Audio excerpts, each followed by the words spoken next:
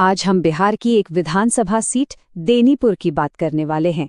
यहाँ के चुनावी नतीजे किसी पहेली से कम नहीं हैं। ये एक तरह की राजनीतिक जासूसी कहानी है जिसमें आंकड़े ही हमारे सुराग हैं और नतीजा एक बड़ा रहस्य।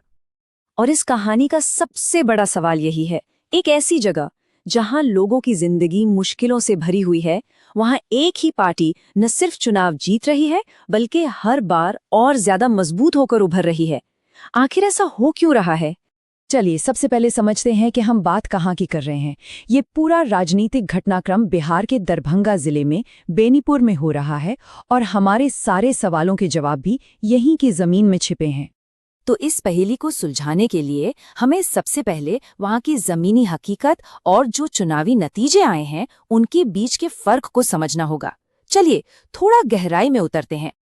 देखिए, बेनीपुर के लोगों की परेशानियां बहुत बड़ी हैं। गेनुहा नदी की बाढ़ हर साल तबाही लेकर आती है। जो चीनी मिलें थीं वो बंद पड़ी हैं, जिससे इलाके की अर्थव्यवस्था लगभग ठप है। और सेहत का हाल तो और भी बुरा है। सोचिए, लगभग 43% बच्चों का शारीरिक विकास ठीक से नहीं हो पा रहा और करीब 70% बच्चे खून की कमी यानी अनीमिया के शिकार हैं। ये तस्वीर एक सिस्टम की नाकामी को दिखाती है। लेकिन कहानी में असली मोड़ यहीं से आता है। इन तमाम मुश्किलों के बावजूद 2025 के चुनाव में जो पार्टी सत्ता में थी वो बड़ी आसानी से जीत गई। यही वो विरोधाभास है जिसे हमें समझना है। और ये कोई छोटी मोटी करीबी जीत नहीं थी। जीत का अंतर था 13,603 वोटों का। ये एक बहुत बड़ी जीत है जो साफ साफ दिखाती है कि जमीनी मुद्दों का असर वोटों में तब्दील नहीं हो पाया। तो फिर इसका राज क्या है? जवाब छिपा है नंबर्स में, आंकड़ों में।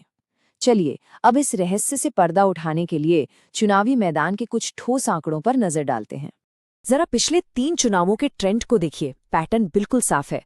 2015 में जेडीयू महागठबंधन के साथ थी और जीती। 2020 में वो एनडीए के साथ आई और लगभग 6,500 वोटों से जीती। और 2025 में तो जीत का ये अंतर दोगुना हो गया। ये दिखाता है कि उनकी पकड़ लगातार मजबूत होती गई है। अब यहाँ का सामाजिक समीकरण समझिए। मुस्लिम और यादव वोट बैंक मिलाकर करीब 35% होता है। ये किसी भी विपक्षी गठबंधन के लिए एक अच्छा आधार है। पर सिर्फ इतने से जीत नहीं मिलती। असली खेल तो बाकी के लगभग 50% वोटों का है, जिसमें अति पिछड़ी जातियां यानी ईबीसी और दूसरे समुदाय आते हैं। चुनावी जीत की चाबी यहीं छुपी है। और ये आखिरी लेकिन सबसे अहम आंकड़ा, 2020 से 2025 के बीच जीत का अंतर दुगुने से भी ज्यादा बढ़ गया। ये बताता है कि सत्ताधारी पार्टी की पकड़ कितनी ज्यादा गहरी हुई है। तो सवाल अब भी वही है कि आखिर ये हुआ कैसे? इन नंबरों के पीछे की असल कहानी क्या है? आइए अब दोनों तरफ की चुनावी मशीनरी की तुलना करके इसे समझने की कोशिश करते हैं। तो देखिए, एक तरफ थी एक जबरदस्त चुनावी मशीन। जीतने वाली पार्टी का बूथ मैनेजमेंट शानदार था। उन्होंने छोटे छोटे जातीय समूहों को बहुत समझदारी से जोड़ा और वोटरों को घर से निकालकर बूथ तक ले आए।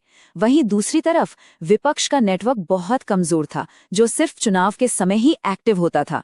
वो एक ही पुराने चेहरे पर निर्भर रहे और स्थानीय मुद्दों को एक बड़ा चुनावी मुद्दा बनाने में नाकाम रहे। और हमारी स्रोत रिपोर्ट भी इसी बात पर मुहर लगाती है।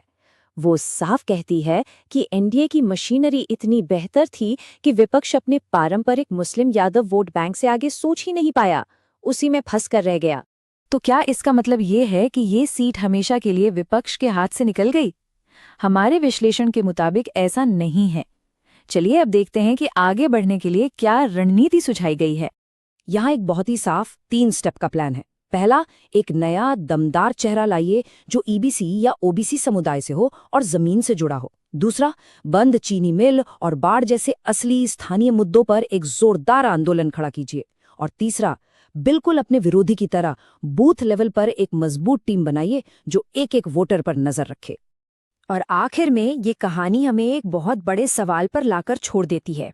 क्या आज की राजनीति का भविष्य सिर्फ बड़े बड़े वादों से तय होता है, या फिर असली जीत हार का फैसला बूथ मैनेजमेंट, डेटा और जमीन पर आपकी रणनीति कितनी कारगर है इससे होता है? ये एक सोचने वाली बात है।